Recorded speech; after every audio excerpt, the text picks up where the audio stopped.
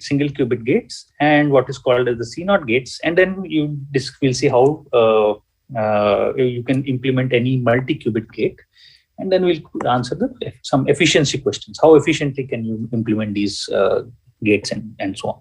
Okay, so that's the agenda for today.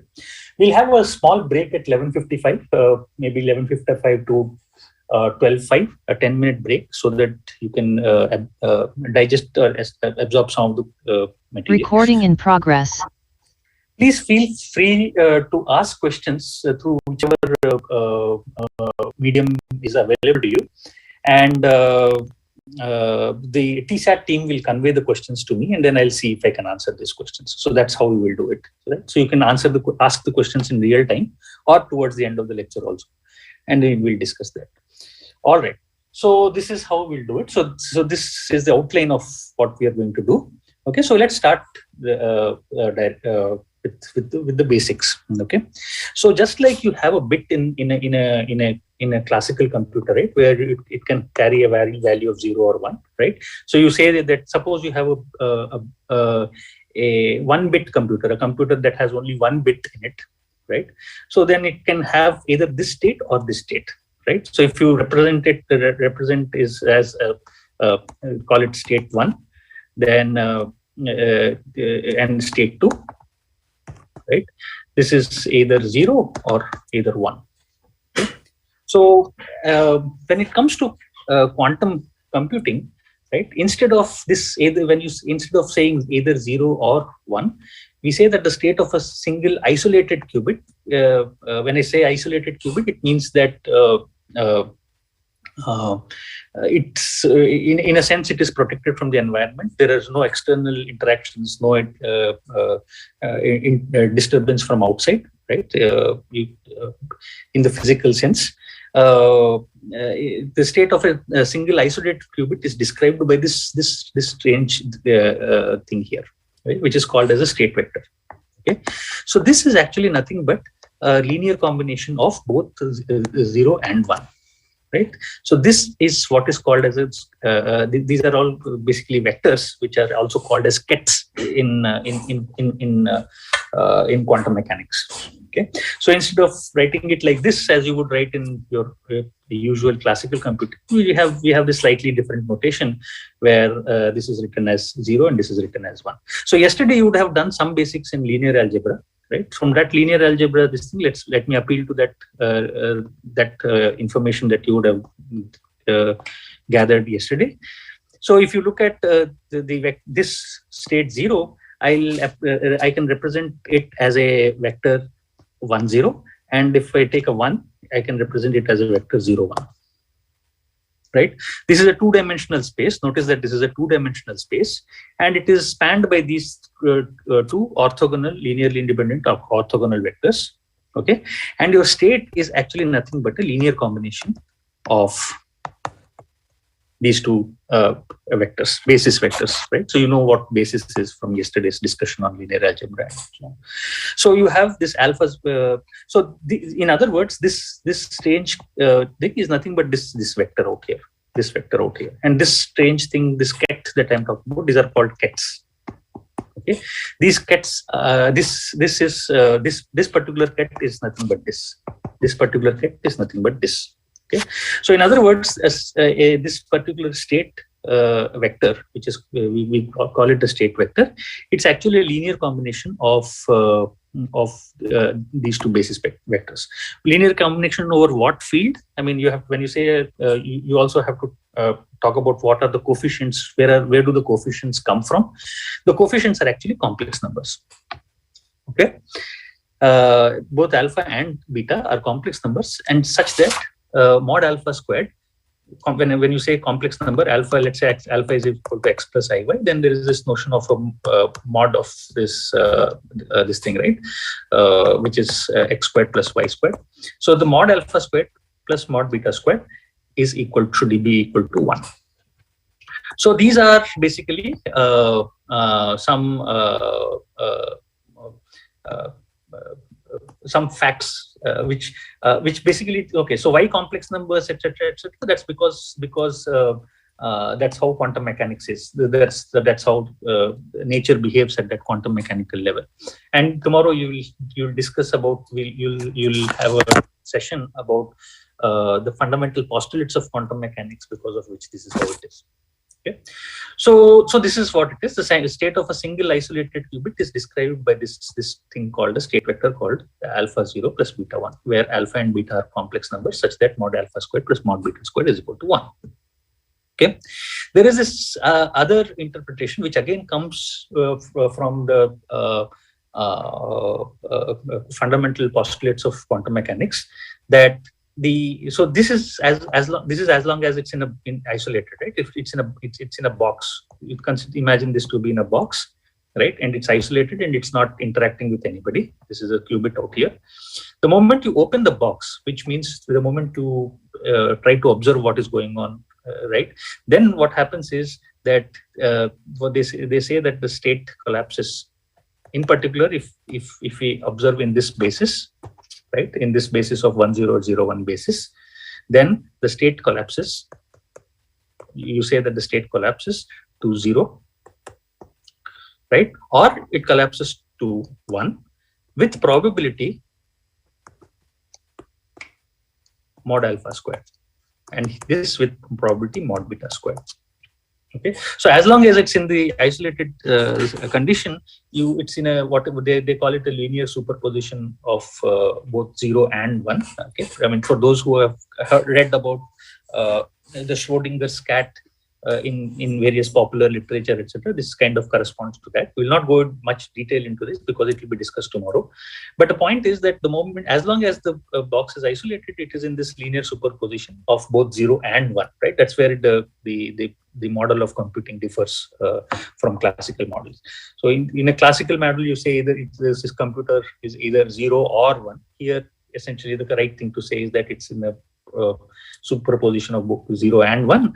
And this is as long as it is isolated. The moment you open the box, you observe a 0 with probability mod alpha squared and the 1 with probability mod beta squared. Okay, so these are all obvious. This and this are obviously real numbers, right? And such that they sum to 1, right? Positive real such that they sum to 1, and that's how it is. So this is as far as one qubit is concerned. One qubit is the simplest quantum computer that you can think of. Okay, in general, you will have okay. Another quick this thing is this block sphere representation of. This is very popular way of viewing the qubit, and we'll probably see this in once more in the lecture. We'll right. So this is just a representation. I mean, this is just a way of understanding how things work on the qubit. So what happens is that this is your 0 and this is the 1. Right here, remember that they recall that there is 0 and the 1, and your actually any state vector here psi is actually some point on the surface of this sphere. Okay, and so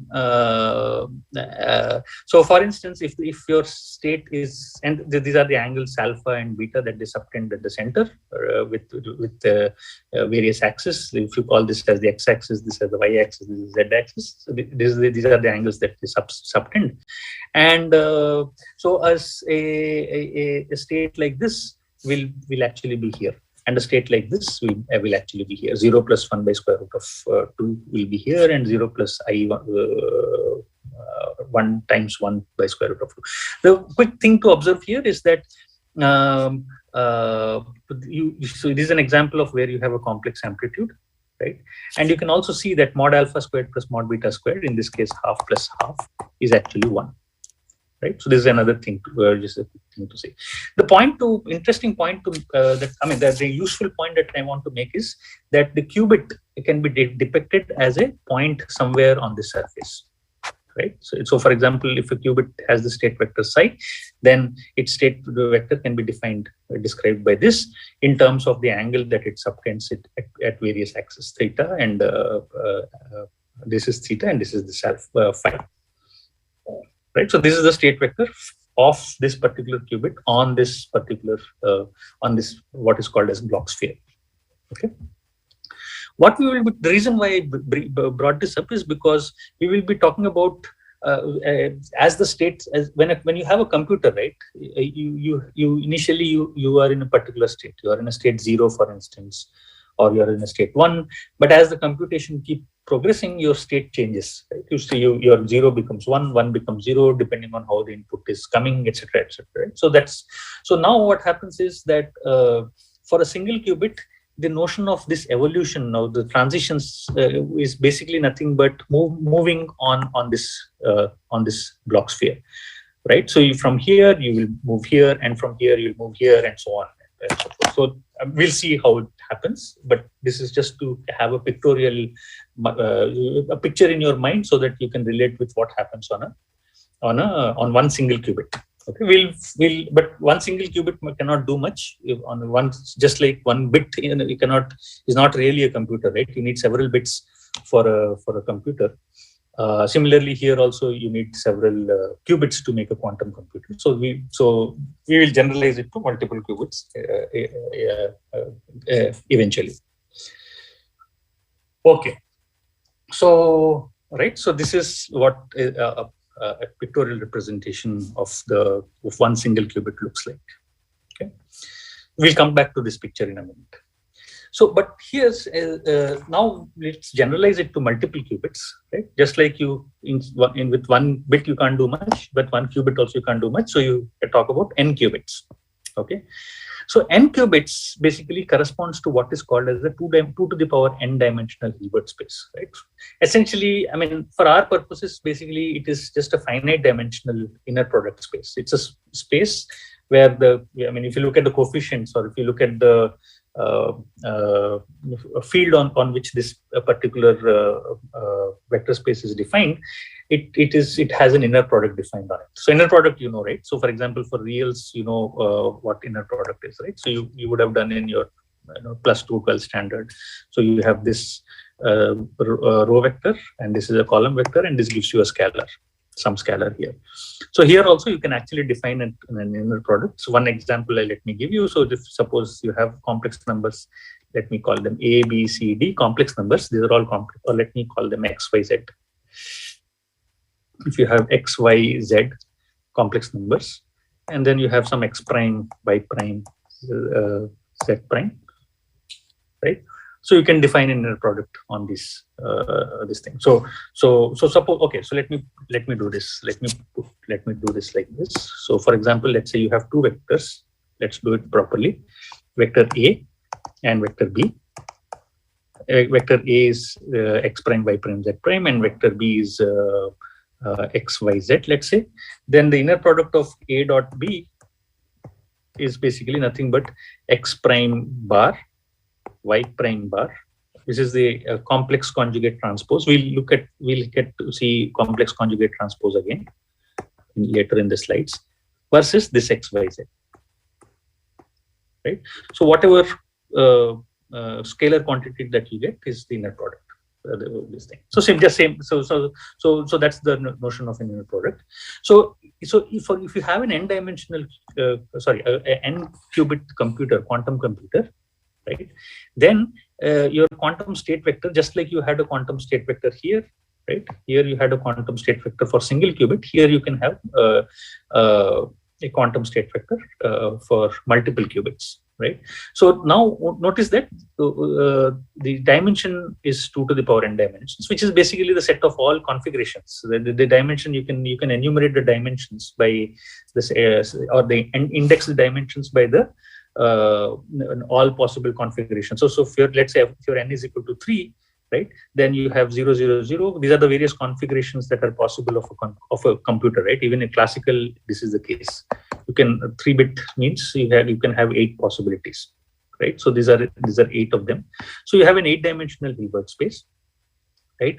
And the state vector is basically again a linear combination of these dimensions, these basis vectors 0, 0, 0, 1, 1, 1. So any basis in the 2 to the power n dimensional Hilbert space, it's a linear combination of that.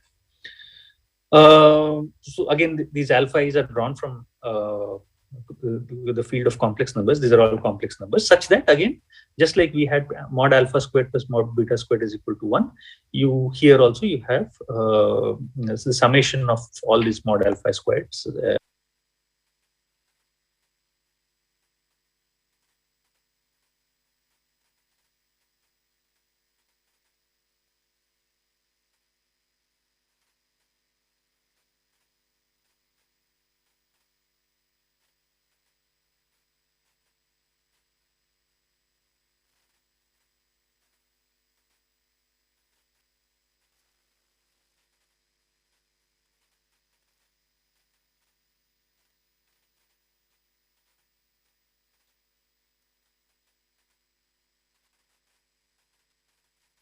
Yeah, thank you. So this is yeah. So basically now what let me just quickly tell you basically the way you interpret it, that if this, let's say this computer is also in a box, sealed in a box, and now you open the box. What it essentially says that you'll see 0, 0, 0 with probability mod alpha 0 squared, this with probability mod alpha 1 squared, and this with probability mod alpha 7 squared. Right, that these are the probabilities associated with this. As I said, tomorrow when you discuss the postulates of quantum mechanics, basic quantum mechanics, you'll see how these things actually these things come about. Okay, how do these things come about? Okay, so now in fact, what you can do is you can also do the following. You can say, suppose you have two smaller quantum systems, right? Well, in the sense, two quantum systems of a single qubit. Okay, you can actually construct larger. So the way, how do you get these is the question, right? How do you get these? The way you get these is basically by taking what is called as a tensor product. So in this particular case, you have two Hilbert spaces of 2 dimensions. This is H2, H2. Let's call them. So the composite system is then described by alpha 1. Alpha 2 0 0, alpha 1 beta 2 0 1, beta 1 alpha 2 1 0, and beta 1 beta 2 1 1. This is how you describe the quantum. This is how you describe the composite systems. Now, so this state, this quantum state itself is a very interesting object. It is capable of showing several interesting phenomena, particularly what are called entanglement, quantum entanglement, and so on and so forth. But I think today we will not go into that. We will restrict our attention to what are called gates and circuits, which are really what we are interested in for today. Okay, we'll leave that to the next lecture. So okay, so basically what happens is that this is as far as a computer is concerned, right? So I mean, all said and done, even your classical computer is nothing but a series of bits, right? It is possible to look at your computer as just a long sequence of bits which you manipulate, your algorithm manipulates, and so on. Right. So here also, basically, what we have done essentially is basically describe the quantum computer. Right. You have a quantum computer which can be in several configurations, and your quantum state vector is basically describes the state of the quantum computer, which is just nothing but a linear superposition of linear combination or linear superposition of all the possible configurations. Okay, so we have a quantum computer. Now the question is how do you do computing on it? Okay, so the answer to that comes from what is called a very famous thing called as the Schrodinger's equation, which is a differential equation of a certain kind, where these are the state vectors, and this is what is called as the Hamiltonian of the system, right? Which is actually an operator. Hermitian operator, etc., etc. We'll not worry about that too much, because that's kind of not something we are looking at today. The important point is that if you if you solve this differential equation, right, this is what you get. Okay, where I mean, so this thing sitting on the top is actually an operator of which is basically a transformation. You can imagine it to be a matrix, right? Once the basis is fixed for a linear transformation, you can actually write it as a matrix, right? So this is the matrix corresponding to what is called as the Hamiltonian of the system, and so on. So now we are all familiar with e to the power x, where x is a scalar quantity, right? E to the power x, e to the power whatever, theta, I theta, whatever. But we are not, I mean, at least in the usual +2 syllabus or even early undergraduate here, this thing, you don't have an operator sitting out here or a transformation or a matrix sitting out here. But that's basically a digression into what is called as operator theory. We'll not go into that. But suffice it to say that this thing is basically also an operator or a matrix. So think of this as a matrix. Well, this is technique. Actually, it's actually a transformation, linear transformation.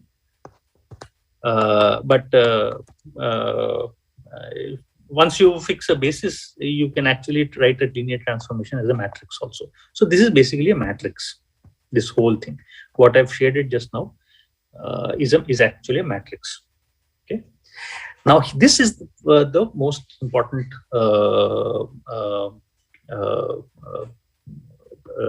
thing that we will be dealing with, this particular matrix that you're talking about. This matrix is actually what is called as a unitary operator or a unitary transformation. Okay.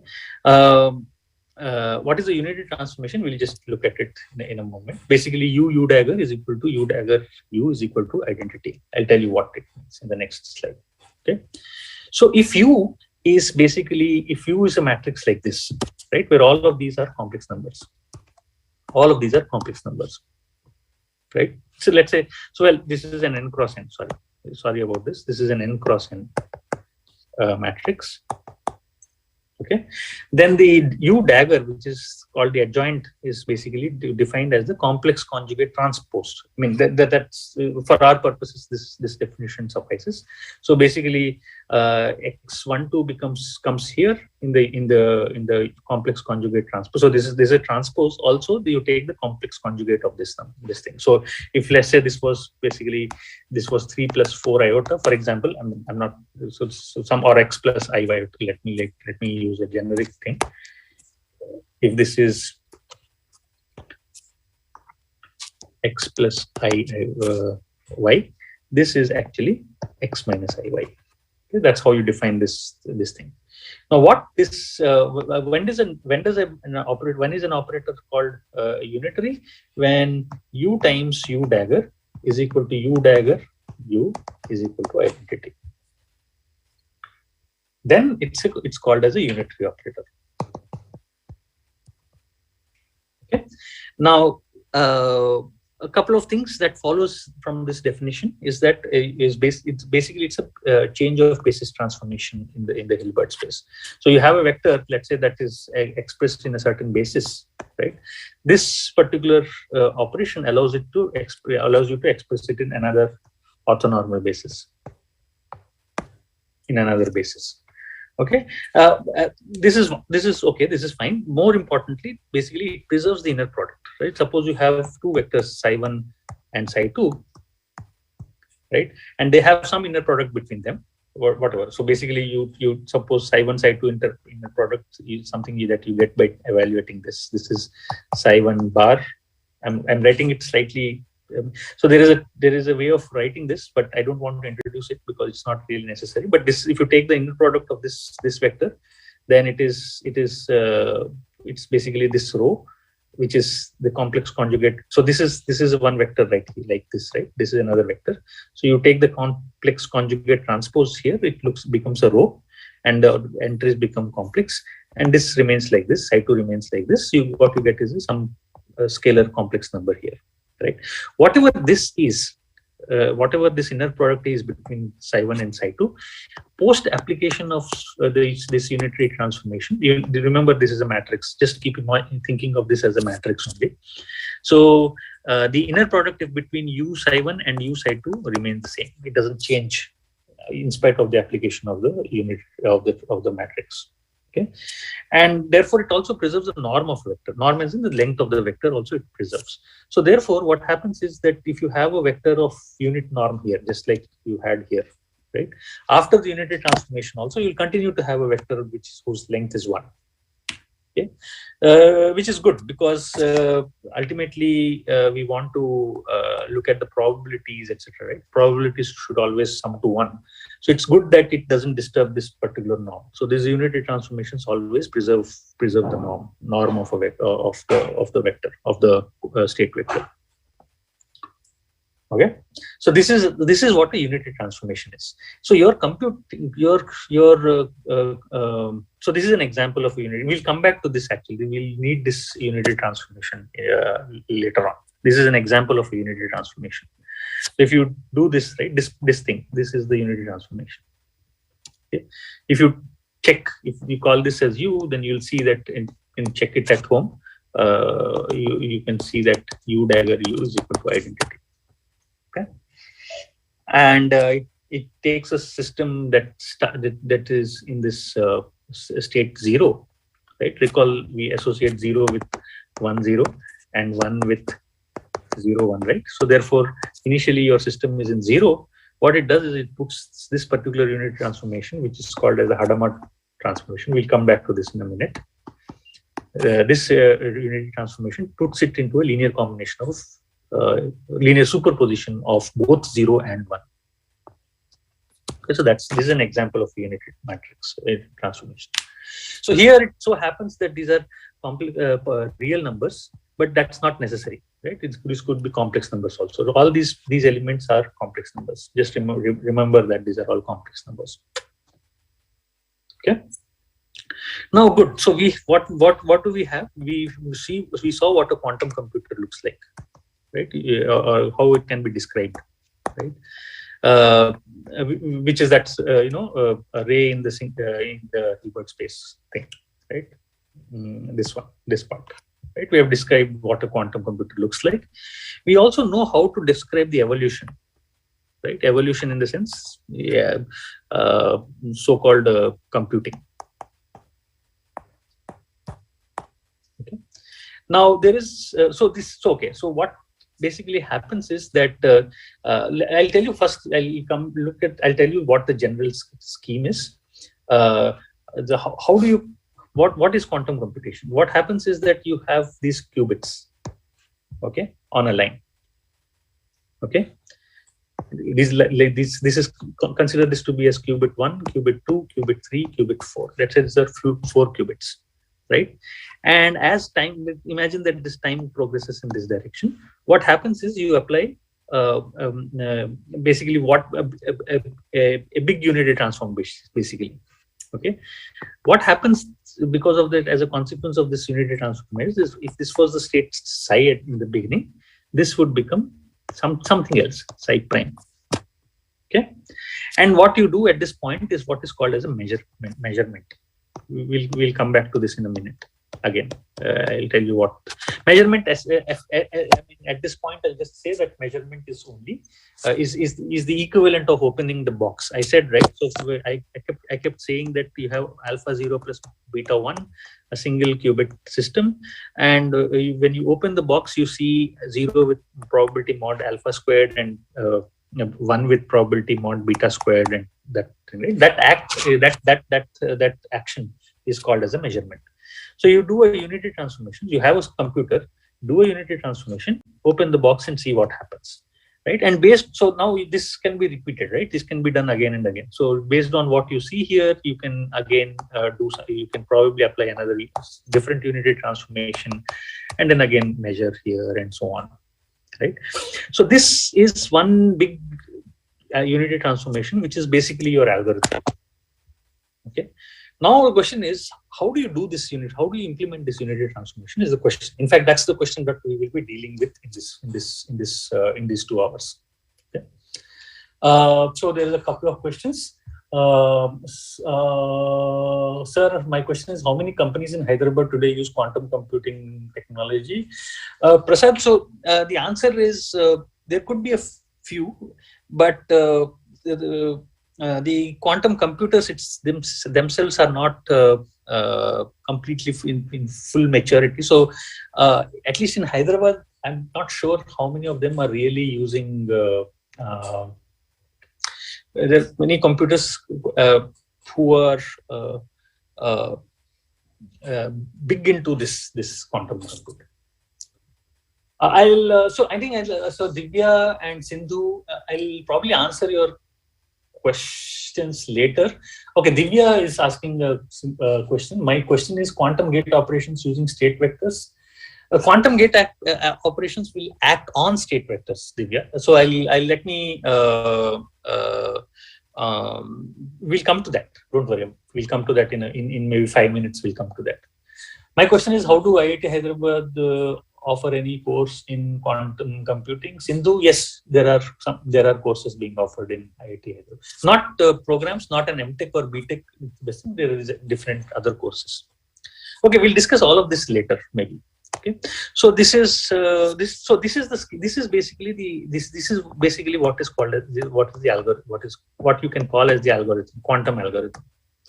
You have a bunch of qubits, apply this unitary transformation, make a measurement, which means open the box. Unless you open the box, if it's completely isolated all the time, then what this computing makes no sense, right?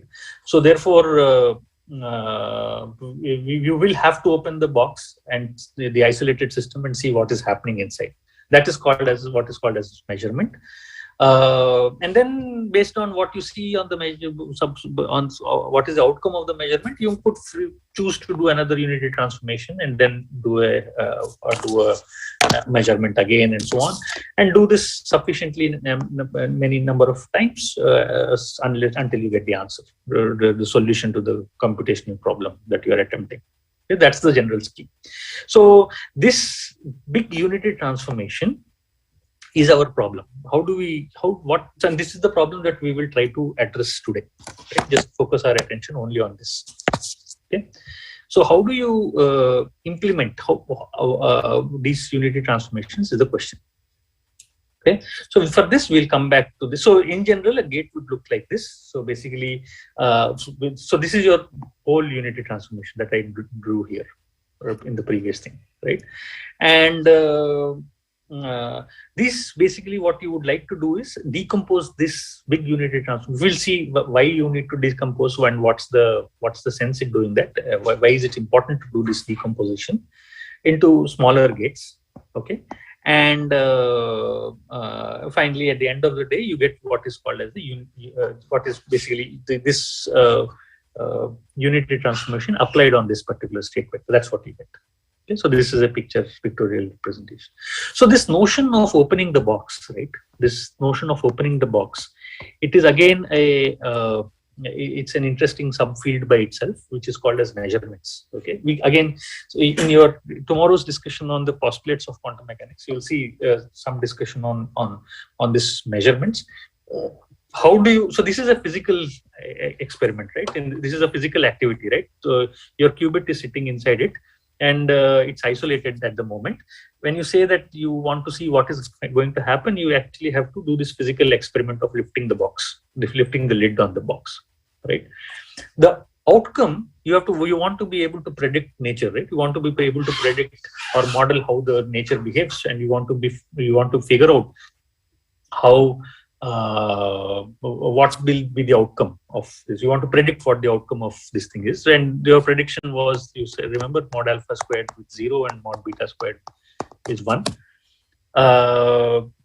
Now, these measurement postulates that we'll see tomorrow basically allows you to mathematically predict and calculate what the probabilities are, right? So what I said here is a consequence of these postulates, these mathematical axioms or rules that people have discovered about measurement.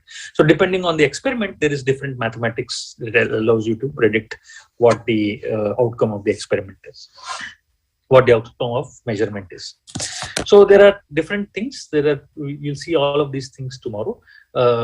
General measurements, projective measurements, and at least some of them you'll see tomorrow. and what is called as POVMs, or positive operator valued measurements, and so on. So there are this bunch of things.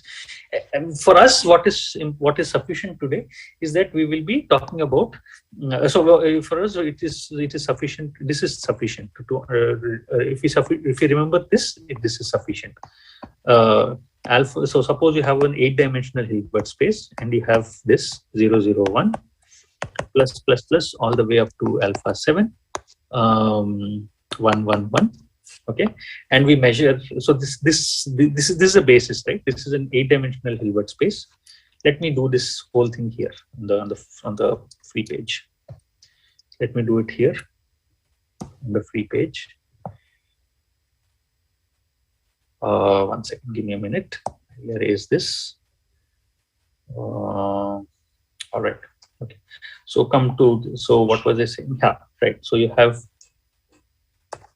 alpha 0. I'll write it in even more shorthand. Alpha 0, alpha 1, 1, plus plus plus, alpha 7, 7. Okay. Now the basis. Let's say the basis is this is an 8-dimensional Hilbert space.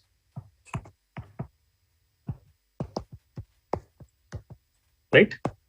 Now this basis, this is one basis.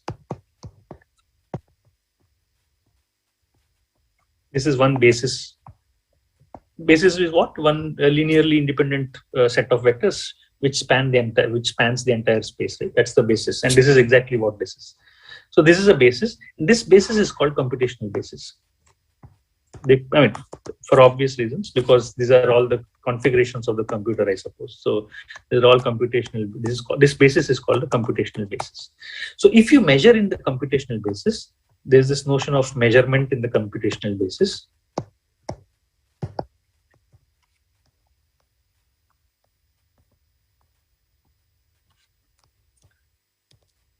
Right. Then the measurement postulates that I talked about, general measurement and projective measurements, POVM, etc. Those kind of things. The measurement, right, helps you to predict what will be the outcome of this. So the measurement in the computational basis yields 0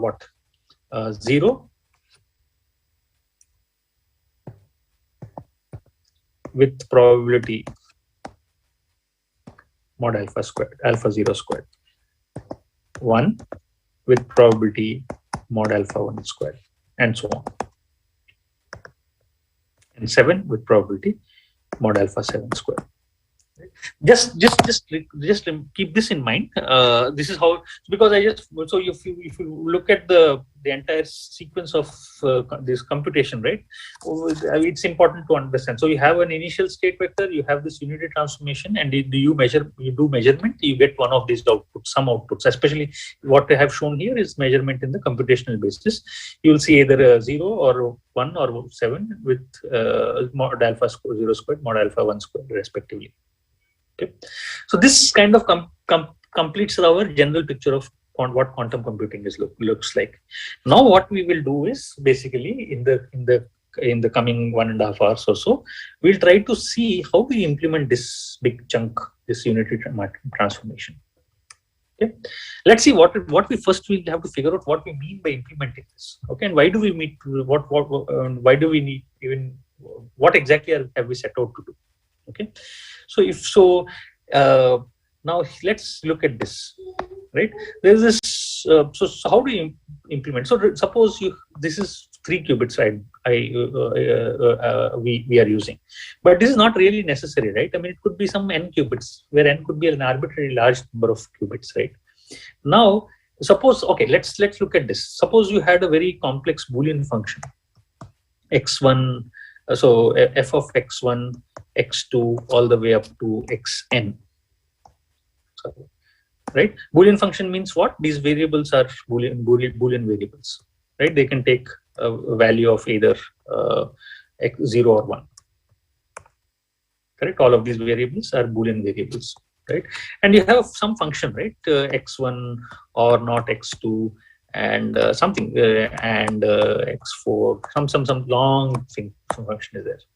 Now, what you want to do is you want to implement this function, right? So you would have seen in your Boolean circuits course that you have done in maybe first or second year of undergraduation, that you can use, this is an OR gate, right? This is a NOT gate, this is an AND gate.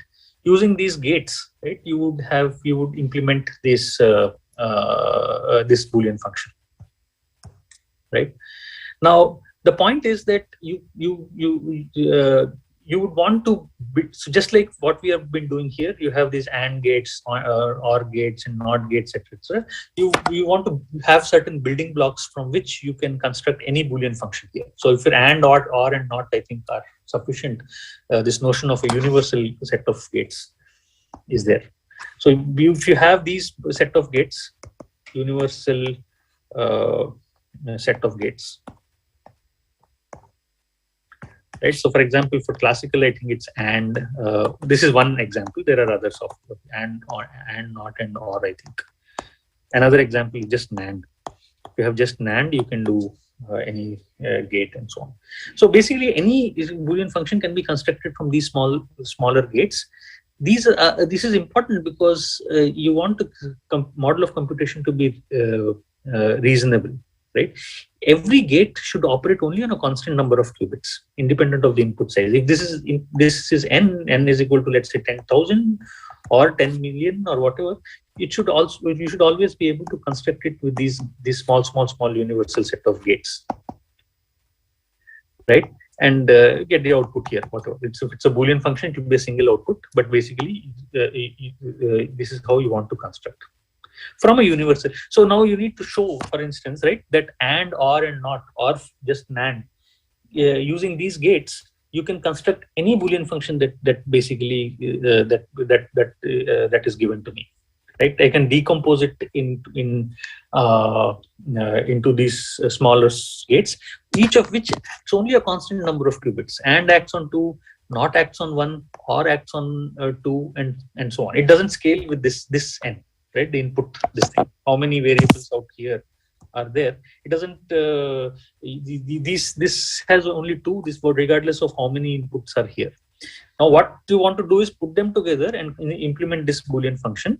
And of course, your other interest would be to, for example, you would want to minimize the number of such gates, right? I don't want to, I want to be as stingy or as stingy as possible on the number of gates that I use, right? And or maybe I don't want a very long or very deep circuit. Those kind of things you can always ask, and we will ask that question towards the end of this thing. But the point is, just like for Boolean functions, you have a set of small set. This is, by the way, this is also a small set. It's only three members are there in this, right? So, and this has only one actually. So what you want is basically a small set of universal gates with which you can implement any unitary transformation. That is the objective. Okay. So independent of the input here, right? Actually, independent of the input here, you should these gates here should have only some constant number of act on only a constant number of qubits. Okay. Question is, the quantum computer or the quantum algorithm is a big unitary transformation that you came up with. Question is, fine, you came up with a nice algorithm. The question is, really, can it be implemented? Number one, and number two, can it be implemented efficiently? Okay, so this is what we'll try to do. But before that, let's be more concrete about what we want to accomplish.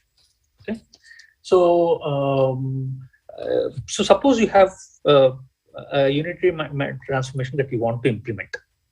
Okay, and suppose you have another unitary transformation V. So this is what I want to implement.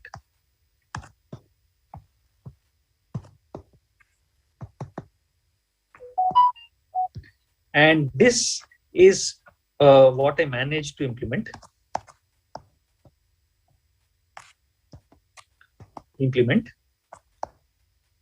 Using smaller gates. Using I'll just call them small gates. Basically, what it means is from the universal set. which we don't know. We have not defined the universal. We have not come to the universal set, but from the universal set. Right? Imagine this to be and, or, and that kind of thing. So this is what I want. This is what I managed to do. Question is, we want to figure out how close have I managed to come to what I want to implement. Finally, what my goal is U. I get V. I should be able to measure my quality of success, right? Otherwise, there's no point. This error, E, U, comma V, between U and V, these two matrices, these are two transformations, is actually defined as basically look at among all size. Okay, so if you look at this, so look at U psi, okay, how it acts on a particular site, and look at V psi, how V acts on 1 second, V, how V acts on psi. Right, this will be some psi prime, right? U times psi. This is a matrix on a vector, and this is another matrix on another vector. This will be some psi double prime. Okay, what you want to do is basically you want to find out the distance between these two. Let's say the RMS distance or the root mean square distance kind of thing, right? That you would have seen in other subjects, right? You want to find the norm of this particular vector. How far is what you wanted to implement and what you managed to implement with this site among all size, not one particular size. Take the maximum distance that is pushed by V away from U, and that is what we'll call as the error. Okay, and we want to minimize this error. You want to get an implementation such that this error is as least as possible. Okay, that's the objective. So given a unitary transformation we seek a close approximation of U through a discrete set of universal gates. That's what we want to do. Is the objective clear? Is what we want to do? All right. So I guess I have no. Yeah. So what we'll do is we'll look at a couple of single qubit unitaries which act on only 2 dimensions. You can see that these are all matrices that act only on 2 dimensions. So you can see that. Okay. We'll see this, and maybe in another 5 minutes we'll take a small break. Okay, and I'll take some questions. There seem to be some questions in the chat. I'll come back to those questions. Yeah, I'll come to that. Okay. So there are some important gates that these are all called as, at least this and this are called polymatrices. After this is called Wolfgang poly. Okay, so this basically, let's quickly look at some of these, and then this is the Hadamard gate that we have already seen, right? Recall in some previous slide, I had shown you this particular gate, this particular unitary transformation, and this is these are 2 other things. What we will really use and is basically eventually what we will use are these 2 transformations. We'll use these 2 transformations. And construct the universal set of gates. Okay, so this, for instance, let me just tell you the easiest of this. So if you have 0, 1, 1, 0 here, and let's say you have a state vector alpha beta, right? This is, recall that this is alpha 0 plus beta 1, right? I've written it in matrix form because it's matrix multiplication. This actually inverts it. It becomes beta alpha. Okay, it swaps basically. This is in fact, therefore, this is called as a swap operation. Okay, and we'll use this again in a slightly different context in the next half of the lecture. Okay, so these are all various single qubit unitary operations which act on only 2 dimensions of These are all 2-dimensional matrices operators. Okay. Now the thing is that if you let's look at the first approach of, so suppose, okay, the other thing is that we'll assume that these things are doable on a quantum computer and on a computer. The physics. So usually, let's say, I mean, I don't know how many physicists are there in the audience, but let's say we'll assume we are not physicists. At least I am not. So what happens is that if you look at this, how is a qubit? How do you imagine a physical qubit actually, right? So imagine this to be an electron with either spin up or spin down, or electron or some particle with spin up and spin down. Okay. Now, if at some point what you have is a uniform let's say you have some, so, or let me, by uniform, let me just say it is something like this: alpha is this plus beta this. Okay. Now what we will assume is that we have enough hardware, so to alter the spins as per these unitary operations. So what we'll assume is that we have hardware, or in other words, these physical experiments that change the spin, etc., etc. We have hardware to implement these gates. We'll assume that. In particular, we have hardware to implement this guy and this guy, which will be useful later, right? So, So this is something that we will assume. Okay. Now let's. So this is what we have in our hand. Now what we will try to do is we will try to start with our first imagine. What exactly constitutes a unitary operation, and that too only will focus on single qubits. So we will only focus on single qubits for the next 20 minutes, let's say, or 15 minutes. Okay. So these are single unitary transformations. Single unitary transformations are nothing but rotation on the Bloch sphere, right? Recall the Bloch sphere picture that I should have put it again here again, but let's go back. Right. So this is basically the Bloch sphere thing, right? A single qubit unitary operation. Because remember that the unitary operation preserves the norm, right? It preserves the length of a vector. Let me erase all of this. Okay. So what do you mean by preserving the length of a vector? It means that if it's initially here, it only moves on the surface out here, right? It keeps on moving on the surface. Right. So any unitary transformation basically shifts the vector from one point on the surface of this Bloch sphere to another point on the surface of the Bloch sphere, which means essentially it is rotating about an axis. So, for instance, let's say for instance, if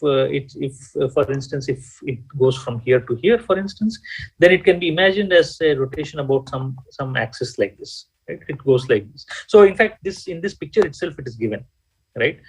So if you look at this thing, initially this was the state vector. Okay, your Hadamard matrix, right? That one we saw 1, 1, 1 minus 1, 1 by square root of 2, takes this to 1, 1, 1 by square root of 2, z plus 1 by square root of 2, 1. Right? You can see that. You can check that. So if you write this as a vector, this is actually 1, 0, and you can see that this is what you get. Okay, so this is basically a rotation around this particular axis, right? So it's basically all about rotations on this Bloch sphere, and basically linear algebra and geometry allows you to kind of construct these equations for rotations about various axes. Okay, so if it's the x-axis, rotation by an angle of theta is actually given by this matrix. Similarly, if it's the y-axis, it is given by this. Similarly, if it's the z-axis, right, by an angle of theta, it is given by these matrices. Okay, these matrices give you that. So, all right. So that is about various axes x, y, z. Your usual, so you can recall this and you can identify with this from your knowledge of Cartesian geometry that you would have done in the earlier distance. So, but in general, you need not restrict yourself to x, y, z. You can actually define rotations about any axis that you want, right? You can actually, and using these x, y, and z operators, right? Remember that we saw these x, y, and z operators. X, y, and z operators allow you to define you take any unit vector, right? It allows you to define a rotation by an angle of theta around that unit vector n hat, right? This is the n hat unit vector, and this is how it looks like, right? So basically, you can describe a rotation about any unit vector in terms of x, y, and z matrices, right? But that is not what we really want, right? What we want is basically this decomposition that we were talking about here. This decomposition that we were talking about, where is it? This decomposition is actually so if you consider this to be a one unitary matrix, this to be a one unitary matrix, this is nothing, there's nothing happening here, identity matrix, and this is also another unitary matrix, right? If you call this as U1, U2, and U3, what you really are getting is U1, U2, U3 is your final unitary matrix, right? It's a product that you get out here. So somehow, however, you don't get it in that form here. It's not really a product. There are pluses and minuses, etc., etc.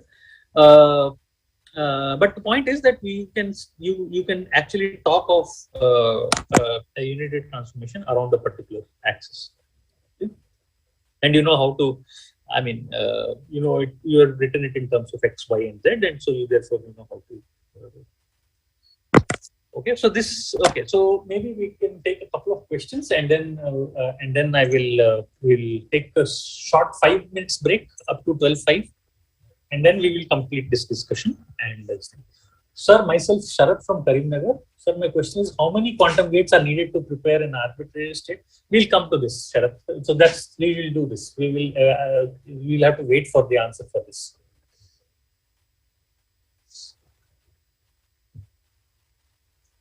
Okay, so I think let's convene back at 12:05. We are slightly running behind schedule, I think. Let's get back at 12:05.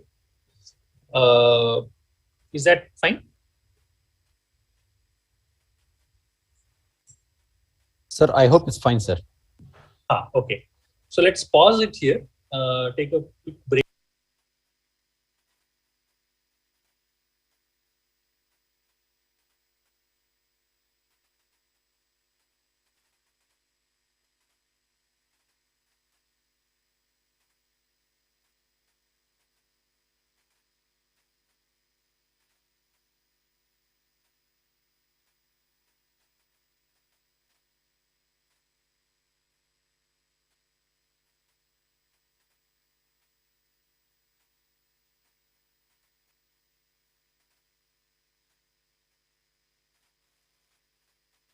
Sir, my question is, from learning quantum computing, for learning quantum, what are the minimum educational qualifications?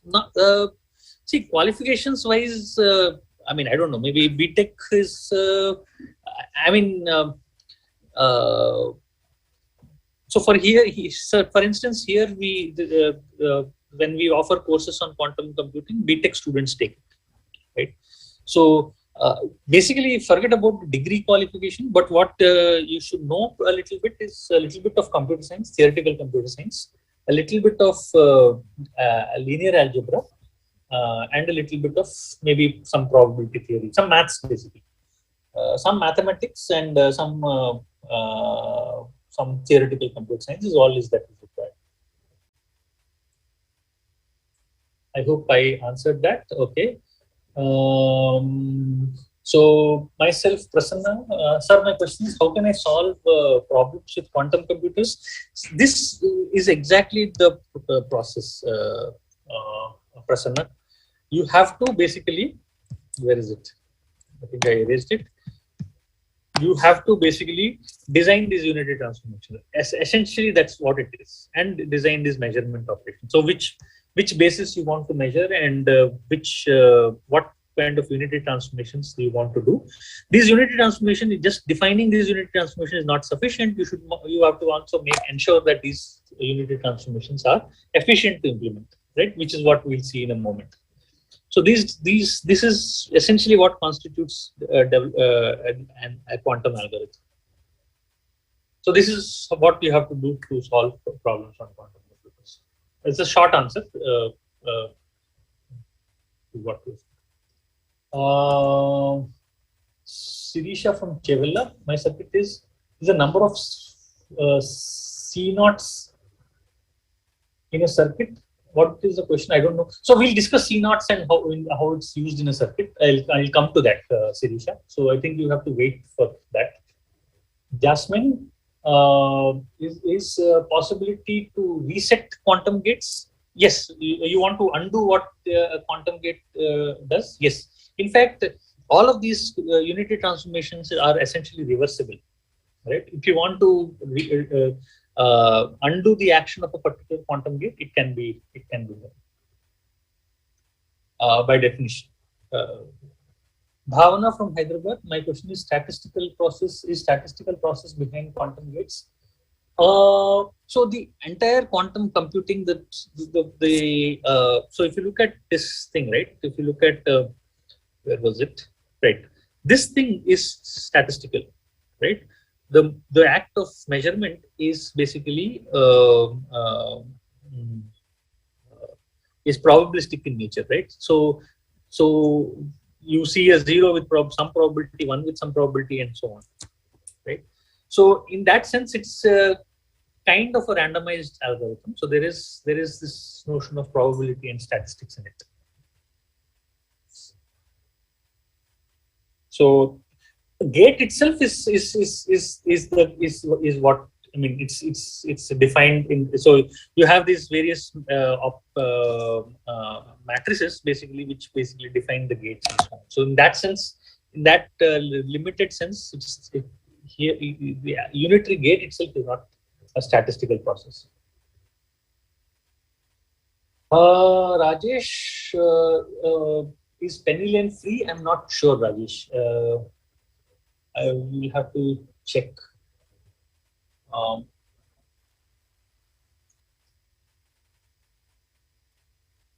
not sure.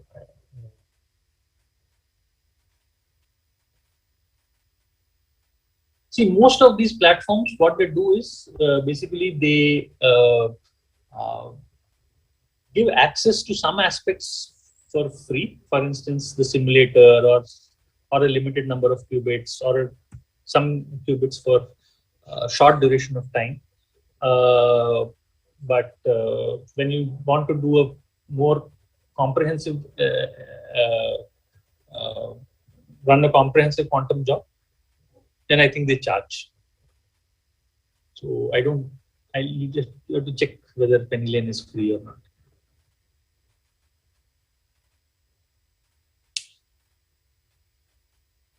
All right, so it's all 12:04. Maybe we'll take some more questions later on towards the end of the talk.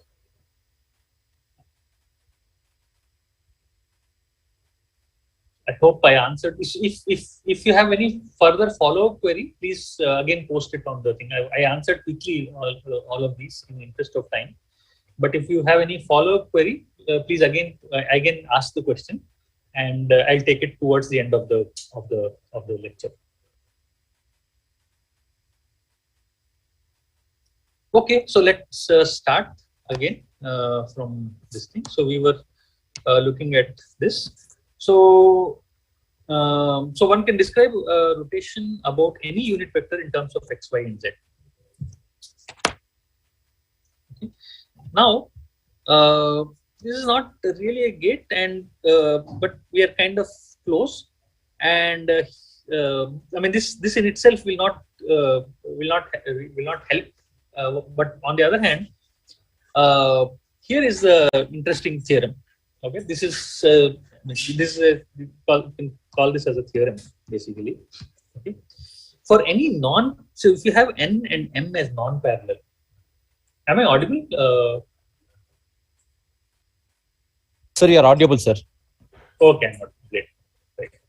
So any non-parallel n and m, okay, two vectors which are not parallel to each other, right? And we are talking about rotations about these vectors. Right? So for non-parallel n and m, any unitary transformation u. Of course, again, by the way, we are all talking about single qubit unitary transformations.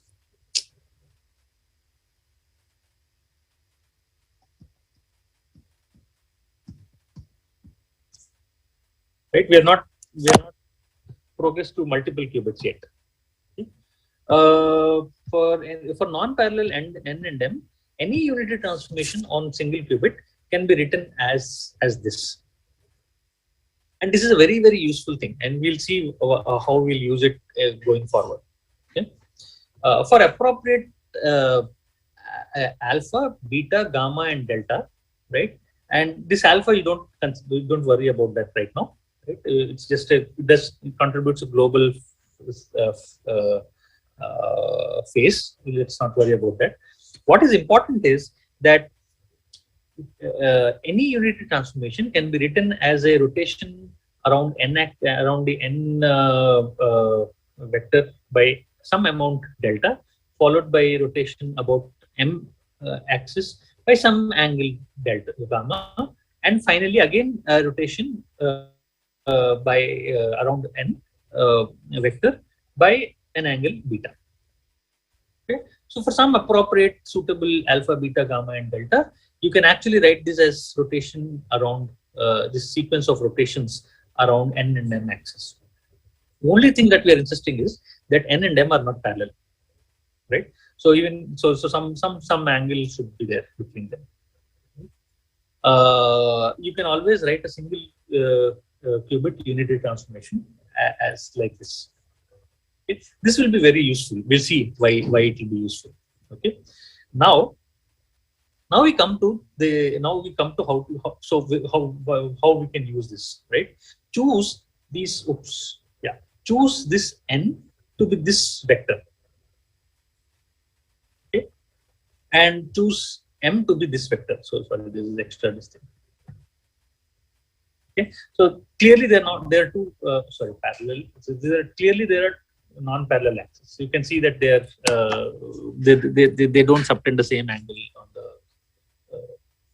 on this. So their inner product is less than 1. Okay, so these are non-parallel axes.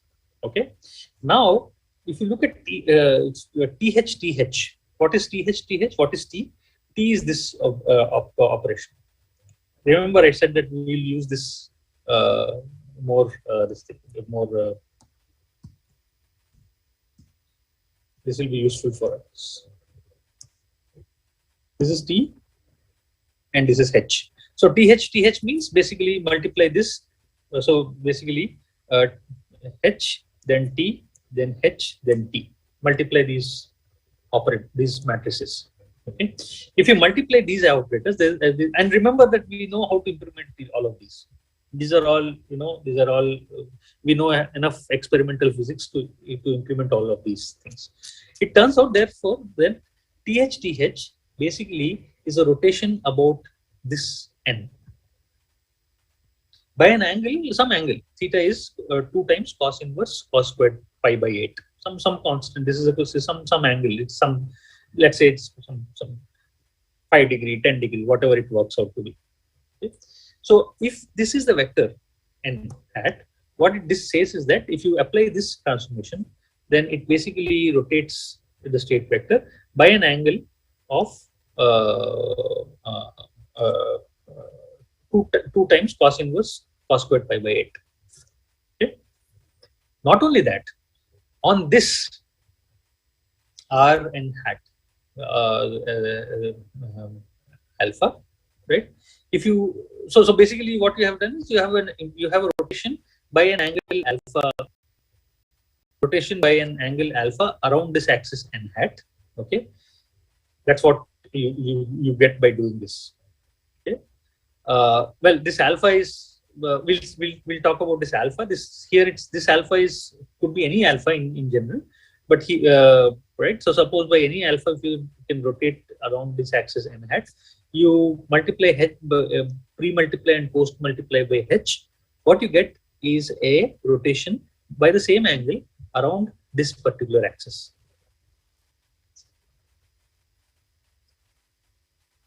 Right. So suppose you could implement this somehow. Right. What it says is that this you multiply this rotation, post-multiply and pre-multiply this rotation by h. You get a rotation around this axis. right? So now basically what is you see where we are going with this, right? You are able to rotate around two different non-parallel axes, which means that you can basically get any unity transformation. You know, you can do this, you can do this, you can rotate by any angle around n, and you can rotate by any angle around m. Essentially what you can do is you can do any unity transformation u on single qubit, That's where we are going with this. Okay, now good, but the question is, here is an angle theta, right? So if you suppose you do th, right? What it does is it rotates it by an angle theta which is already defined. But here we want a general angle, right? So if you look at r n hat, so you say that for any appropriate, in the previous slide we said that it's for any appropriate alpha, which means that you should have freedom to go by to any alpha instead of this particular only one particular theta, right? This gives you some 15 degrees or 10 degrees or whatever it is. But that's not what we want. We want to be able to rotate it by any general alpha, okay, around this x-axis. How do you do it? The only thing, the one thing that you can do it is you can rotate it some n number of times, okay, and hope that. So suppose your axis is coming out of the screen like this, right? And you want to rotate this particular vector by a particular angle alpha. But what you can do only is that you can only rotate it by doing th.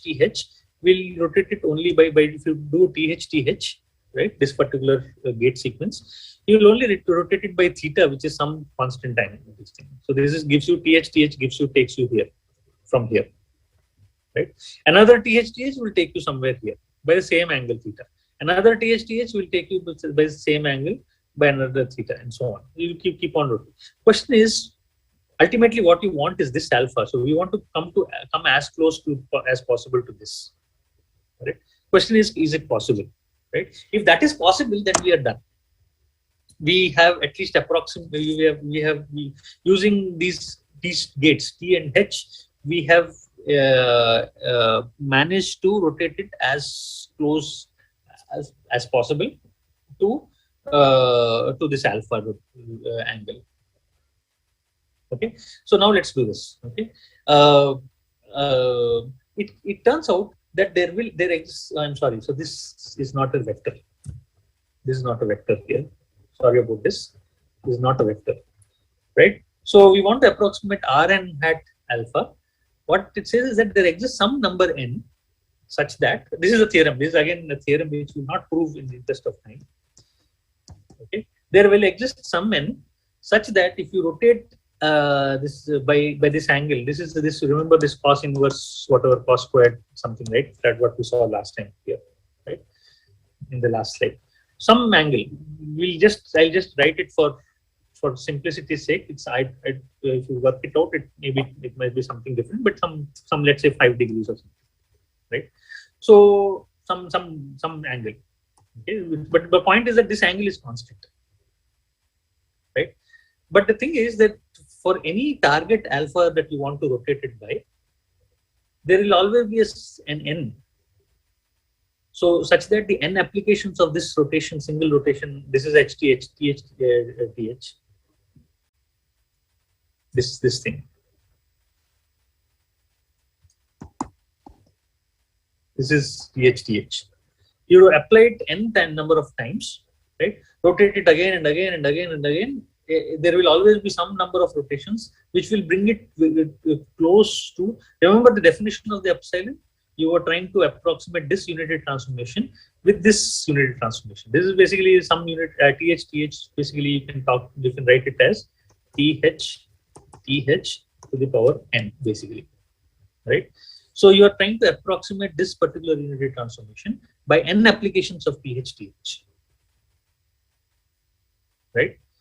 The question is how successful you are, right? It turns out by that definition of epsilon. Remember the definition that the max of around among all psi of this distance between r n hat alpha minus Rn hat, sorry, so the Rn theta to the power n times psi. This maximizes. This quantity should be basically very small, right? What you wanted to implement was this. What you managed to implement is this, right? And the gap between these two, the maximum for all among all size, right? So some psi will not be separated too much. Some will be separated by a long distance. Take the largest of that, right? That itself should not be more than a small quantity. We'll choose that. So we'll say that it's not more than epsilon by 3. Some for arbitrary epsilon. You choose whatever your epsilon you want to choose. You will always get an n such that the distance between Rn hat and Rn hat theta to the power n is not more than epsilon by 3. Okay. Now, because of this, right, and because of the fact of that because of this h rotation around n, h is actually rotation around m, where m is this vector, right? So therefore, this whole thing directly translates to this also, right? So the distance between this rotation and this rotation is also at most epsilon by 3. Okay. Now put this all together, right? Recall the previous theorem in the previous thing, right? We said that any unity transformation can be represented as a rotation around. There should be an arrow here. Rotation around this, followed by rotation around this, again rotation around this, right? Right. Now what we are saying is that we were going to rotate. This is rotation around n. Correct. This is again rotation around n. For some n1, n2, n3, right? These n so you rotate by theta n1 times, you'll get beta. You rotate theta n3 times, you'll get delta, right? So that gives you a close approximation for this Rn hat around beta and Rn hat around delta. And this guy HRH is nothing but your Rm by some angle, another angle. So you rotate theta around around m by an angle theta, and you do it n2 times, some n2 for appropriate n1 and n2 and n3. What you will get is basically Rm hat with a slight degree of with an accepted degree of error. Now this guy has an error of epsilon by 3. This guy has an error of epsilon by 3, and this guy has an error of epsilon by 3. Now, this error, it turns out, is additive. We have not shown it, but it turns out this error is additive, right? So therefore, if you add this error plus this error plus this error, and you get an epsilon. So in other words, what we are saying is that you can always find n1, n2, and n3 such that the error, the difference, or the distance between the actual unity transformation that you want to implement and the unity transformation that you're implementing in this fashion, basically using T and H, is not more than an epsilon, some small epsilon. So you reduce this epsilon. Suppose you're very intolerant to the epsilon, then what might happen is that your n1, n2, and n3 might change.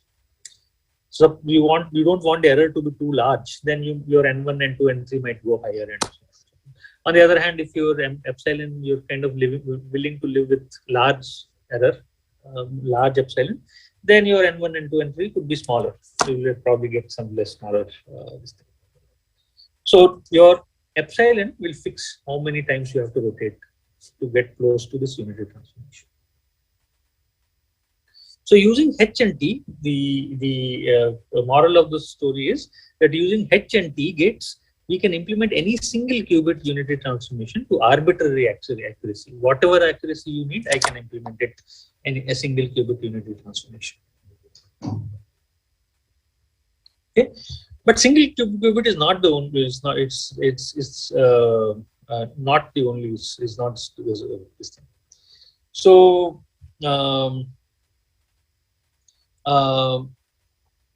So let's look at. We'll come back to this slide in a minute. Let me introduce this notion of C0. Somebody asked this question about the C0 gate. Okay. This C0 gate is basically what is stands for controlled NOT. Okay. It acts on 2 qubits. Till now we have been talking about single qubit unitary transformations, right? This particular gate acts on 2 qubits. In fact, this is the first qubit this is the first gate that we are looking at, which acts on 2 qubits. And this also we know how to implement. Just like we assumed that previously, we made this assumption. So we know how to implement this. C0 also. We have enough physics experiments or whatever, enough expertise in experimental physics that allows us to do this. Okay. What is this gate? Let's look at, right? It's very simple, very straightforward, and as you would imagine, it's a control NOT gate. There's a control bit, and there's a target bit. Okay. If this control bit is 1, it basically swaps the bit this thing. So if it is 0, it becomes 1. Right?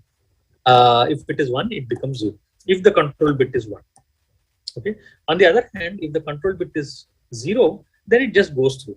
0 remains as 0, 1 remains as 1. It doesn't. So it doesn't do any change. Okay. And this, you can see that this matrix actually does that. Right. So if you look at this, right. So suppose I have what? I have, let's say, 1 0, right? So 1 0 basically is nothing but, let me erase this here. 1 0 here in this matrix representation is nothing but 1 0 is 0 0 0 1 1 0 1 1, right? So this is 0 0 1 0. Okay. If you multiply this matrix multiplication, right, you will see that this is actually that becomes 0 0 0 1. Oh, sorry, sorry. This becomes this, then sorry, this is 0. This is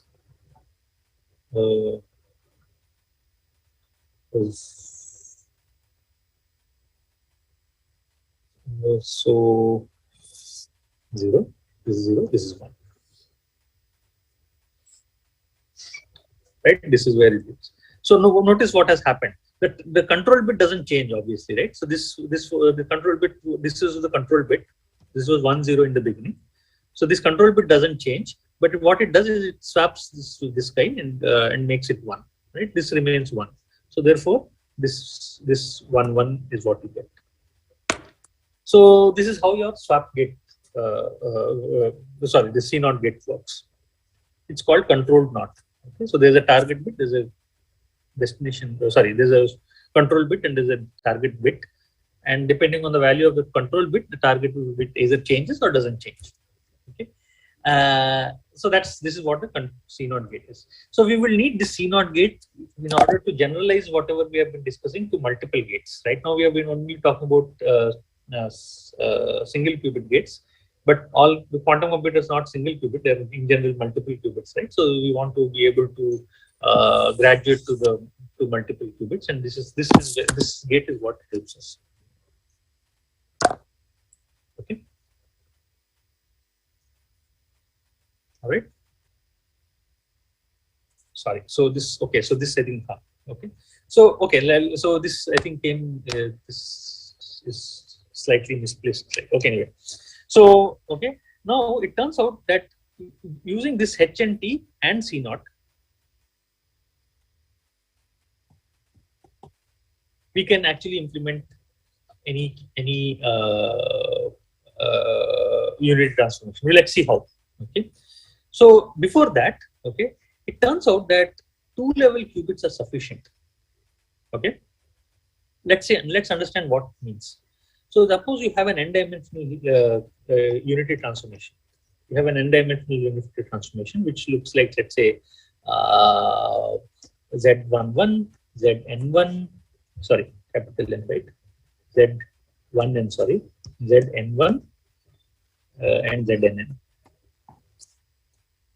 Okay? These are all complex numbers. Recall that these are all complex numbers. And everything, right? So this is a general, so if you have, so second row, first column, and so on. This is first row, second column, all of these things are all available, right? Z22 is there and so on and so forth. Okay. So these acts, this is a column vector. So if it's, so you have some alpha 1, alpha 2 and up to alpha n, then this whole thing matrix operates and you get some other beta 1 up to beta n. Right? This is how your unit, this is a unit transformation. This is how it works. It turns out that any arbitrary unity transformation, right, that acts non-trivial on in general on n dimensions. This is what this is the example that we just now constructed. Okay. Then it can actually be written as a product of n squared two-dimensional unitary operators. Okay. Let's see what that means. So what it means is that you can actually write it as a sequence of unitary transformations that acts non-trivially on only 2 dimensions of the Hilbert space. So let's say alpha, beta, gamma, delta, some gamma. Yeah. So the rest are basically all 1, 1, 1, 1. Everywhere it is 0. Okay. And not just that, so it could be, so to take, and I'll give you another example of this thing. So you call it as alpha, beta, delta, gamma, epsilon, kappa, omega, chi, 1, 1, 1, 1, and so on. What is the chief difference between this guy and this guy? The most important difference is that this guy has entries everywhere. These are all complex numbers everywhere, right? And it acts non-trivially on the entire n-dimensional Hilbert space, correct? This has this matrix has this nice structure that it has zeros everywhere. Everywhere else, it doesn't make any difference. It only, so suppose if there's a vector that was acting on this, right, 1, 0, 0, 0, 0, 1, it only makes a difference on just this subspace. Rest of the subspace, it doesn't act. Right. So I hope I'm clear about this. So basically, this one acts on only this last subspace. Right. This one acts only on this last subspace. This one acts on this on the subspace spanned by this vector. All 0, 0s, 1. Right. Similarly, this will be something else. So there'll be non-zero entry out here, non-zero entry out here, non-zero entry out here, non-zero entry out here, 1, 1, 1, 1, 1, and zeros everywhere. The point is that is again acting on us on a 2-dimensional subspace. Okay. This brings us closer to what we want to do, because ultimately we have some grip on only 2-dimensional Hilbert spaces. However, there is a problem, right? It is one thing to act on 2 dimensions, right? So here it's acting on 2 dimensions non-trivially, right? So this dimension and this dimension. So here also it is acting on 2 dimensions and non-trivially on 2 dimensions, which is basically the last 2 dimensions out here. Here also, but here it's acting on non-trivially on 2 dimensions, but these are the 2 dimensions separated by some things, right? So acting on 2 dimensions is one thing, but acting on actually a qubit is completely different, right? Qubit is basically a single line that on which you apply an order transformation and so on. So you would want to actually good that you have from the generic unity transformation that you wanted to apply, right? You reduced it to a sequence of n squared unitary operators, each of which acts non-trivially only on 2 dimensions. So there are these sequence of unitary transformation, this product, this multiply, multiply, multiply. Their nice property is that it acts only non-trivially only on 2 dimensions. Okay. From this, you want to go to acting on exactly 1 qubit. Okay, that is where we use what are called gray codes and the C0 gate. Okay, so this is an example. This is an example of something which acts non-trivially only on on 2 dimensions, right? So if you look at this, right, it acts only non-trivially on 0, 0, 0 and 1, 1, 1.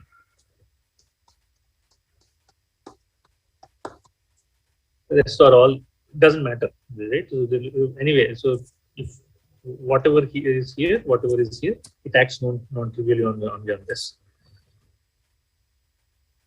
right? So given any unity transformation, you will actually have a lot of sequence of unity transformation, each of which looks like this. Okay? From here, you want to basically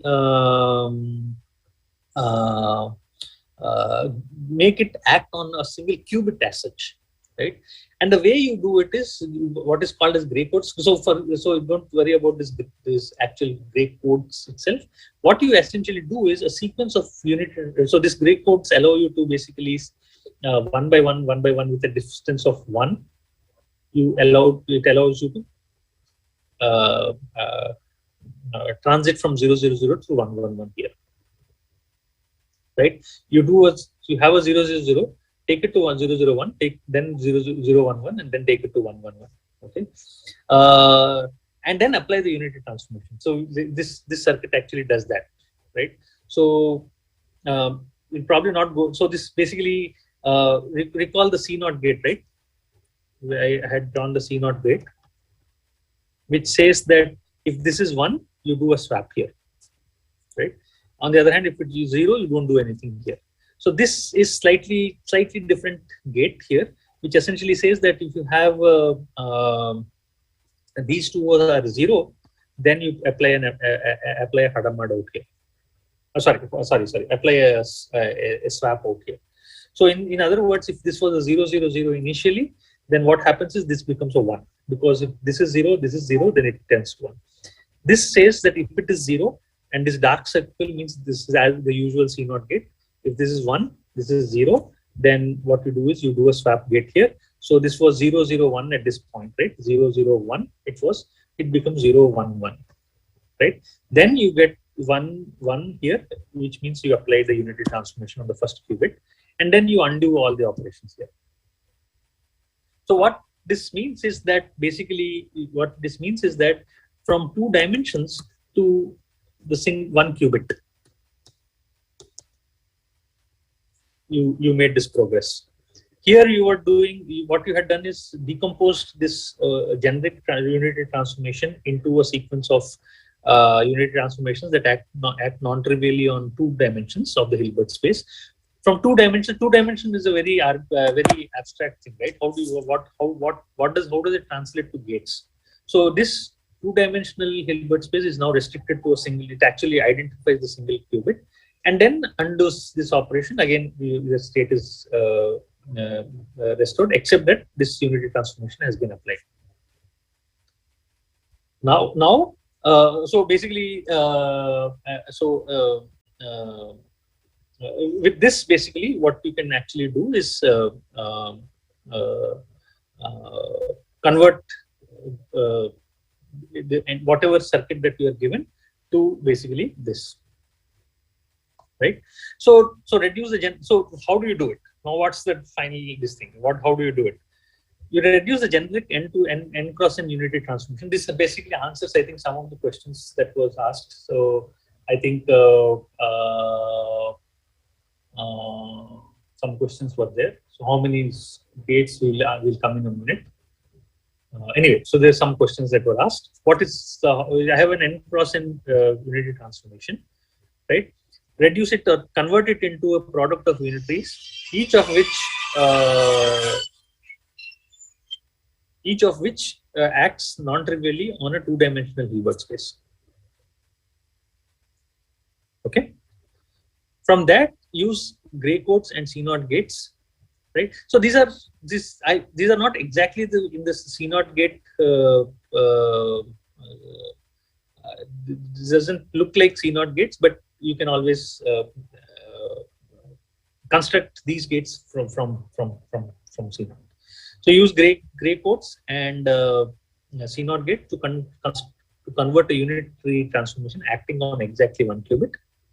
So now what you have is this 1 qubit unitary transformation is what you have now, right? You had a generic U, right? Convert it into a series of V1 through Vn squared, roughly Vn squared. Each of these act on 2 dimensions. Then you convert it into a sequence of single unitary transformations using this mechanism, using C naught. And single unitary transformation, you know how to do. You use H and T to implement a single qubit unitary operation. So all we need is basically C naught, H and T in order to approximate, in order to construct any unitary transformation. Now this is good, but the question is how many of these gates will be needed, right? So C naught, H and T we are talking about, right? This is probably the last question that we are left with, right? How many such C naught gates are needed? How many such basic gates are needed in order to construct a generic unitary transformation? Okay. And it turns out that it's a good and bad, right? So the good thing is that there is this theorem called as Solovay-Kitaev theorem, right? Which says that any single qubit unitary transformation can be implemented to within epsilon accuracy using these many gates. Right? If you desire epsilon to be very small, you want high accuracy, then obviously you will need a lot more gates. But the point is that this is logarithm, right? So which is good, right? So if you want an accuracy of 1 by 2 to the power n, right? So in other words, what I'm trying to say is that u of let me write it in this shorthand, e of u minus v, u comma v should be less than 1 by 2 up to the n, right? Let's say this is what you want. By the way, this is very good accuracy. If you can do something like this, it's very nice, right? If this is the accuracy that you want, then what you get is basically log to the C 1 over, this is epsilon. Remember that this is epsilon. So 1 over 1 by 2 to the n is actually 2 to the n to the C. So this is roughly some polynomial. Well, it's actually it's linear. It is yeah. So let me just write it like this. It's some polynomial number of n. Right. That's not bad, right? So in other words, what we are saying is that any single qubit unitary transformation can be implemented to within very good accuracy using a small number of gates, polynomial number of gates, which is not a big number, from the universal set being H and T, right? But on the other hand, if you are talking about n qubits, right, then it's not a straightforward thing, right? Again, there is a theorem which says that there exists unitary transformations on n qubits that needs at least these many gates. Okay. Now this is, you have a 2 to the n already here, right? Forget about this epsilon. Even if you have epsilon it's in log, so it may not be that much of a problem. But this 2 to the power n is a very big number. Okay. So there exists some unitary transformations on n qubits that are very, very expensive to implement. Okay. But on the other hand, no unitary transformation will need more than order of n squared 4 to the power n. Right? It's this is also basically 4 to the power n is also a big number, right? But basically, in some sense, it's any unitary transformation. In some sense, I'm kind of making a loose statement here. Between 2 to the n and 4 to the n gates, well,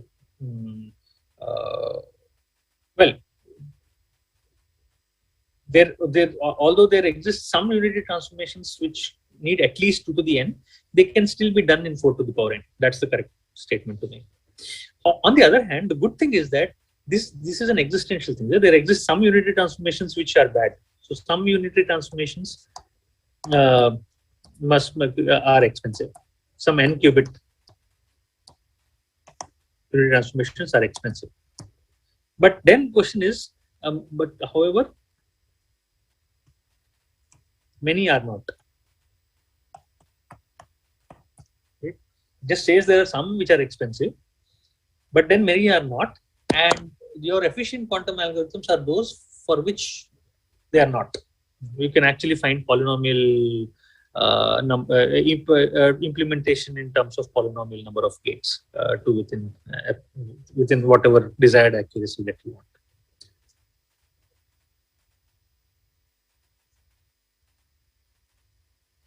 Okay, so let me. Okay, so I think so. This completes the discussion. Okay, I'll take questions here, and those questions will probably lead to more discussions. Okay, let me take some questions. Rajni from Hyderabad. Sir, my question is, what is the purpose of gates with more than 2 inputs? Rajni, so the question is, the thing is that if you want a generic quantum computer, right? Just like you have you have a generic computer, right? Where consider this to be a computer, normal computer.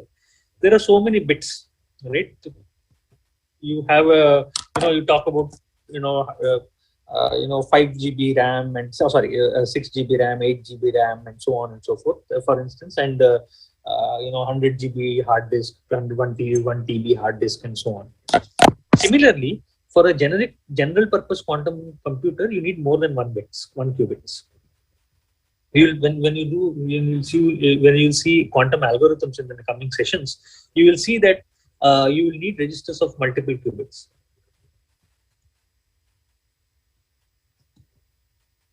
Okay, and what we want to do is that suppose you have only one single qubit operations. What happens is these are all the single qubit operations that you are doing, right? Maybe more of them. You are doing nothing here, so therefore we can replace it with an identity matrix here. But they're all one single qubit.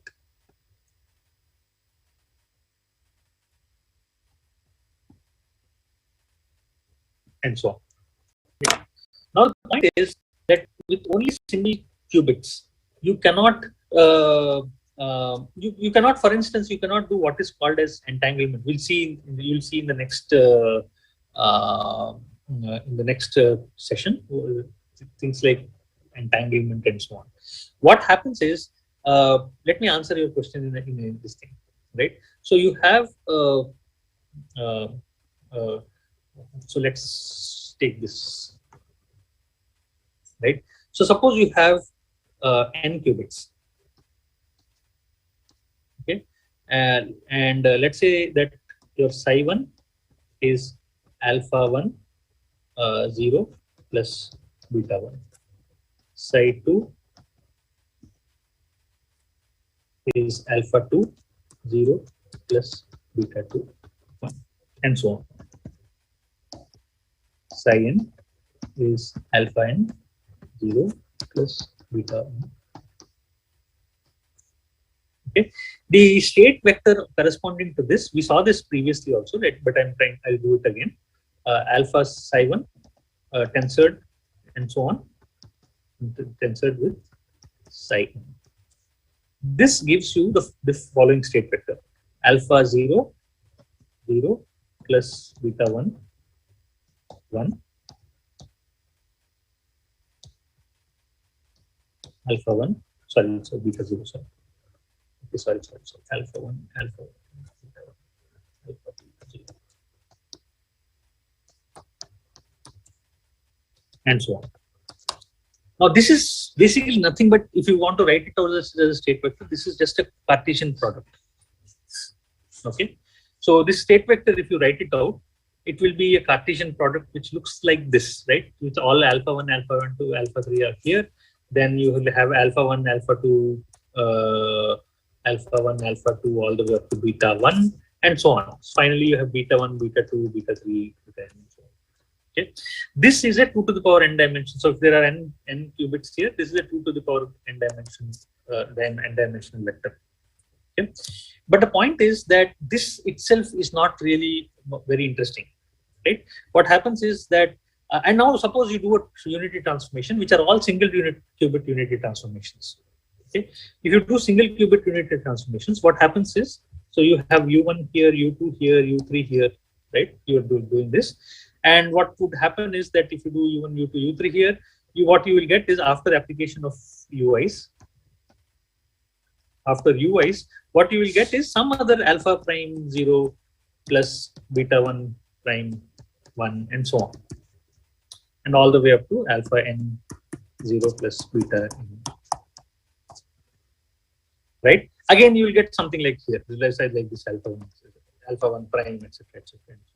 The point is that by applying unity transformations to individual qubits out here, that's what you did, right? You applied a unit transformation, U1 here, U1, U3 here, without multiple qubit unit transformation. You, for example, you didn't use C0 ever. Okay. Then what it essentially means is that you have only a quantum computer or a system of an independent qubits. It's like one qubit is in your lab, one qubit is in my lab, one qubit is in your friend's lab, and we are doing this single qubit unit transformations and getting these product states. These are all basically essentially product states of this thing. This is not really in most cases in most quantum algorithms. This is not really a useful thing. What you want to do is that this qubit you want to interact it with another qubit, okay, and create what are called entangled states. We will not go into that at the moment. You create things like entanglement, entangled states, etc. You want this whole system to work together. For that, you need a multi-qubit a gate which acts on multiple qubits, at least 2 qubits. Okay, so therefore, only single qubit unit transformations are not sufficient to do some, some complex quantum computations. You don't want to treat each individual qubit independently. Okay, that answers Rajni's question. Kavya from Jagatyal, my question is, how can we calculate the duration of single qubit gate using Qiskit? What do you mean by duration of single qubit gate? It's basically okay. So the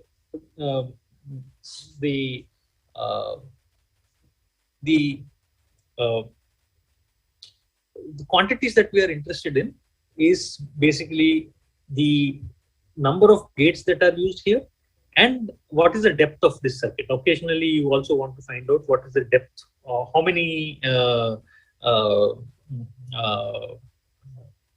what is the,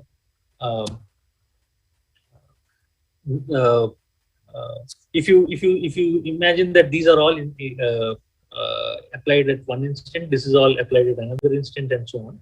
How many time steps have you applied this thing, this thing? So imagine this at least in the circuit model, right? So there are these non-circuit models of computation also.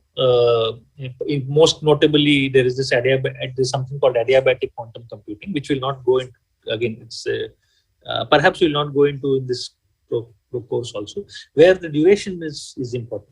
This paradigm of quantum computing is basically a discrete model where at every time step you imagine that. So for example, when you ask, you do a NOT gate, you apply a NOT gate, you just say that at discrete time step some t you applied this NOT gate, followed by this let's say AND gates, followed by NOT gate, and so on and so forth. Right. So these are all various time steps at which you apply these gates on this.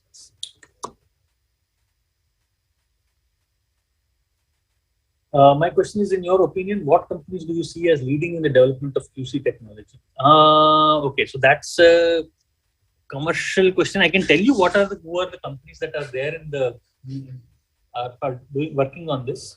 You have things like, for what I said, adiabatic quantum computing, you have this D-Wave, a company called D-Wave. Then IBM has this quantum experience.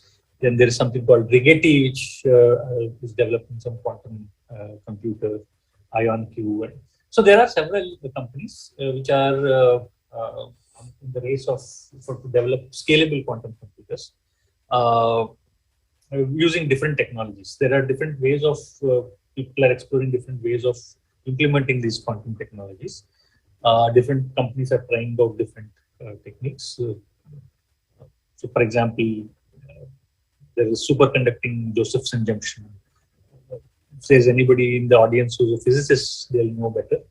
But everybody is pursuing this. Vijaya from Mahabubnagar, what are the obstacles or hurdles for building quantum computers? That's a good question. So what happens is that these qubits that I have talked about, right? Alpha 0 plus beta 1. Well, any qubit.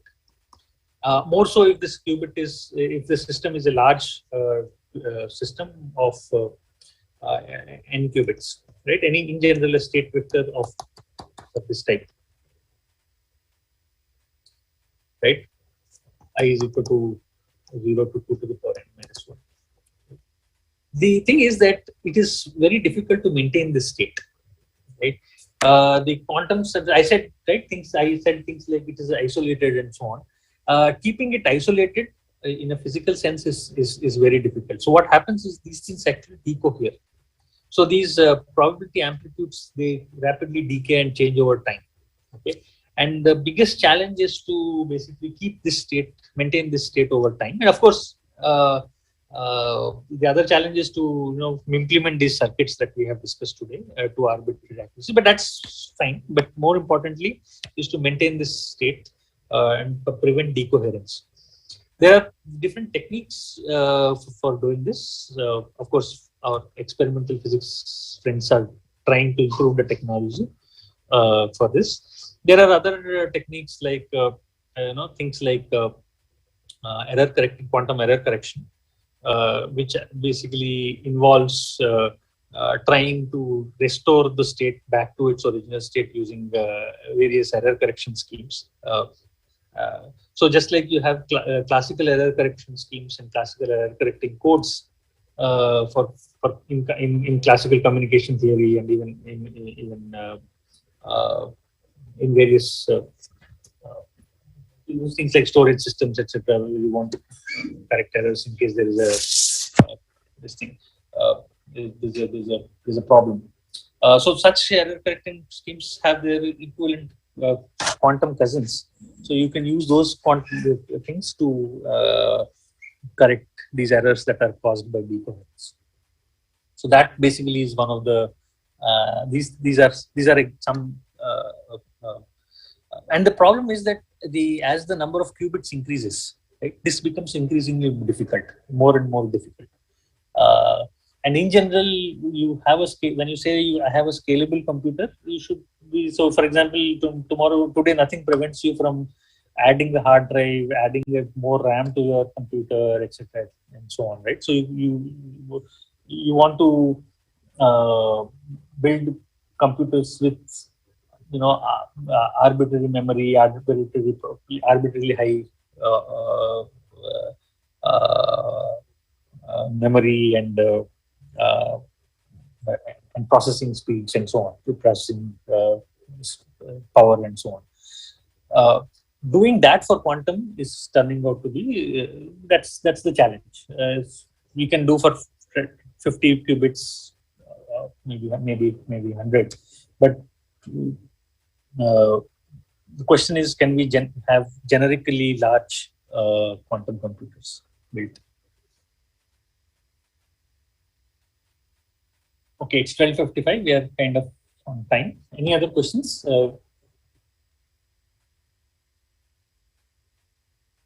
The TSAT team, if there are any questions, can you post it on the window, on the chat box?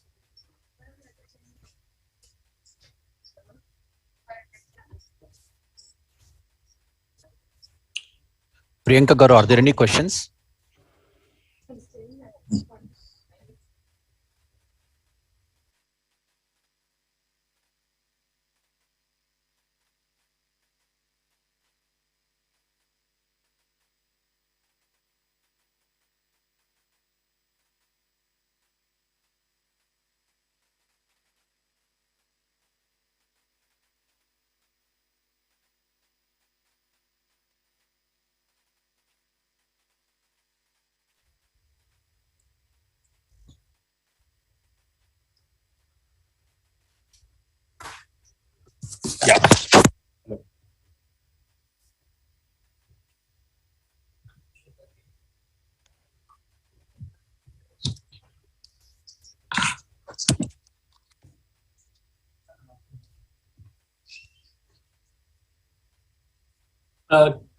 Is my screen visible? Yeah, you are visible, sir. Sorry, am I visible? Yeah, sure.